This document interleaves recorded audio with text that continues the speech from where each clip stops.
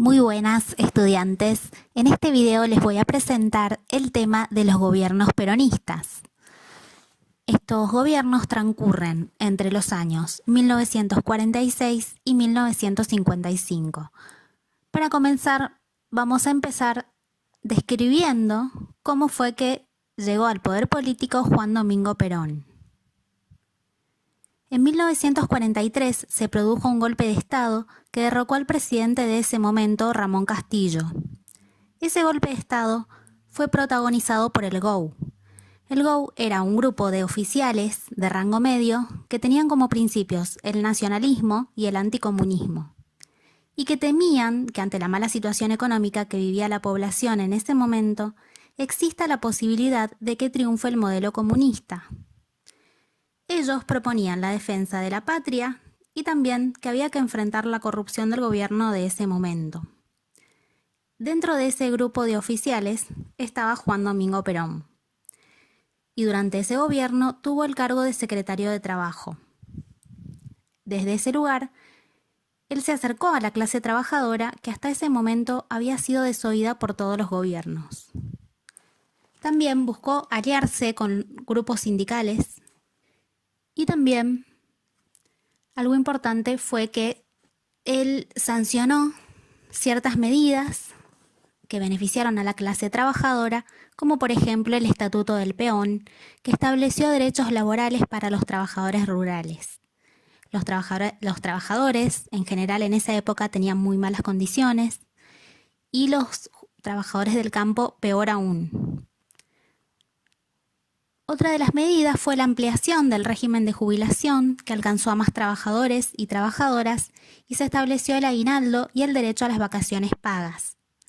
Esas cuestiones hicieron que aumentara la popularidad de Perón y, por otro lado, que aumentara el descontento de sectores empresarios e industriales que sostenían que esas medidas le generaban pérdidas.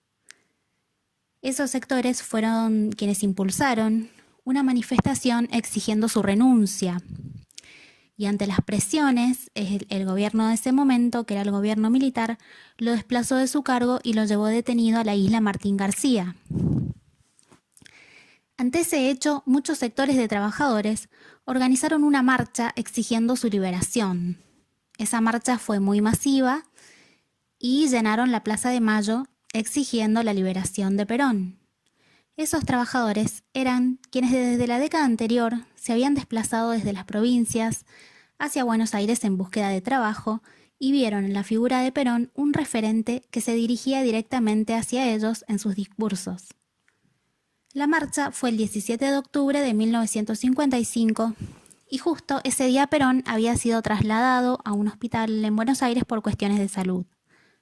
El gobierno tuvo que ceder ante los pedidos de los manifestantes y finalmente Perón ese día se asomó a los balcones de la Casa Rosada y dio un discurso en el que fue ovacionado. Ese día es considerado el nacimiento del movimiento peronista. Al poco tiempo, el gobierno militar de ese momento convocó a elecciones y Perón, que se había presentado como candidato, fue el ganador. En 1946 comenzó su primera gestión como presidente y allí continuó con la política de ampliación de derechos a otros sectores sociales. Durante este gobierno fue muy importante la figura de su esposa, María Eva Duarte de Perón, una mujer de origen humilde que tuvo gran protagonismo y gran llegada a los sectores sociales más humildes. A través de la fundación que tenía su nombre, se ocuparon y se ocupó del asistencialismo a las personas necesitadas y de otras cuestiones como la construcción de hospitales, escuelas, hogares de ancianos y donaciones. Esa fundación se financiaba con aportes del Estado, pero también con aportes de impuestos a los sueldos de los trabajadores y de donaciones de empresas privadas que muchas veces eran una condición por parte del Estado para que pudieran funcionar con tranquilidad. Algo muy importante en este periodo fue que en 1947 se sancionó la ley de voto femenino, que fue impulsada también por esta mujer, por María Eva Duarte de Perón. Hasta ese momento solamente los varones eran quienes tenían el derecho al voto Esta fue una reivindicación de muchos grupos de mujeres que desde principios del siglo venían luchando por ese derecho. También en 1949 fue el año en el cual se reformó la Constitución y se buscó ampliar los derechos a otros sectores, como los trabajadores, las mujeres, los ancianos, los estudiantes.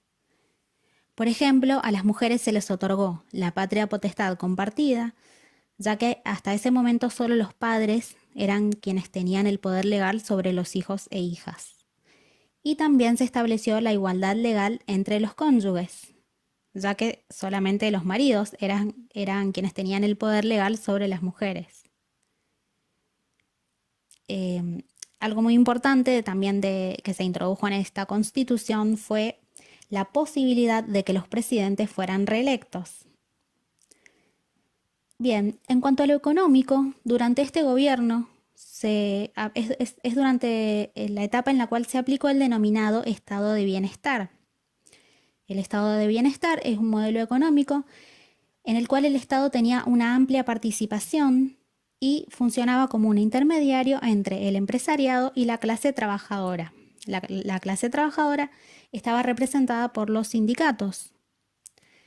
Ese modelo es un modelo que se basa en fomentar el consumo de bienes producidos mediante la industria nacional. Una de las medidas económicas fue la nacionalización del Banco Central, que hasta ese momento estaba en manos de capitales extranjeros y tenía grandes reservas de moneda extranjera, porque los países centrales, antes de 1945, estaban atravesando la Segunda Guerra Mundial y durante esa etapa de crisis, Argentina les había vendido cereales y bienes producidos en sus industrias. También se nacionalizaron los ferrocarriles. En este caso, el tema de la nacionalización de los ferrocarriles, bueno, esto fue visto como un gasto por la oposición, porque esta era una empresa que estaba generando pérdidas y era necesario invertir mucho dinero para poder reconstruirla. Pero, por otro lado, el gobierno vio esto como un logro en pos de defender la soberanía nacional. En ese momento, el ferrocarril era un instrumento clave en la economía, ya que permitía unir una amplia extensión geográfica del país, como es el caso de Argentina, que es un país que tiene una amplia extensión de miles de kilómetros. También, durante este gobierno y durante esta primera presidencia, se crearon empresas como Gas del Estado, Agua y Energía, se amplió la inversión en aerolíneas argentinas y también se desarrolló la empresa de fabricaciones militares. Algo importante también fue la creación del IAPI, que era un organismo estatal que monopolizó la exportación de cereales. Bueno, ¿cómo funcionaba ese organismo? El Estado argentino era quien compraba a los productores la producción de cereales a un precio que el mismo Estado fijaba y luego lo exportaba al extranjero, quedando las ganancias para el Estado argentino, que luego lo redistribuía y lo destinaba, entre otras cosas, al financiamiento de la industria. Esto generó un gran descontento en los sectores vinculados al agro, que eran los propietarios de las tierras que producían en el campo. Porque, bueno, ellos se vieron imposibilitados de obtener esas ganancias producto de la exportación. En 1952 comenzó la segunda presidencia de Perón, que fue reelecto. Fue reelecto gracias a que él había realizado esta reforma en la Constitución. El contexto en el cual comenzó este segundo gobierno era bastante diferente al anterior, ya que al poco tiempo de asumir murió su esposa Eva Duarte de Perón, víctima de una enfermedad, y así Perón perdía un gran apoyo político y personal. Además, la economía presentó cambios, porque cambiaron las condiciones del contexto internacional. Los países de la posguerra ya habían reconstruido su economía y dejaron de importar productos provenientes de Argentina. Disminuyeron esa importación. También el precio de los cereales había disminuido a nivel internacional porque otros países habían comenzado a producirlo. Ante esto, el modelo de bienestar entró en crisis. También había aumentado el descontento de sectores de la sociedad que estaban vinculados sobre todo a la clase media, debido a ciertas medidas de control y de represión por parte del gobierno, como por ejemplo el nombramiento de jueces vinculados al gobierno, el control a partidos políticos opositores. También algo que generó mucho descontento fue la introducción en los textos escolares de la exaltación de la figura de Eva y de Juan Domingo de Perón. También las relaciones con la cúpula de la Iglesia se comenzaron a deteriorar, entre otros motivos porque el gobierno había sancionado la ley de divorcio, lo cual fue visto como un atentado a la familia tradicional por la Iglesia. Y también se había eliminado la obligatoriedad de la enseñanza religiosa en las escuelas, que había sido impuesta en la etapa anterior durante la década infame. Por los motivos recién descritos, en este periodo aumentó la oposición de los sectores vinculados a las clases medias y altas, muchos de estos también que estaban vinculados a su vez al ejército, y consideraban excesivas todo lo que se había otorgado a las clases más bajas. En junio de 1955 hubo un alzamiento militar que intentó asesinar al presidente. Más de 30 aviones bombardearon la Plaza de Mayo. Esto fue algo muy grave para la democracia argentina, ya que el ejército fue quien atentó contra la propia población argentina, dejando un saldo de cientos de personas muertas.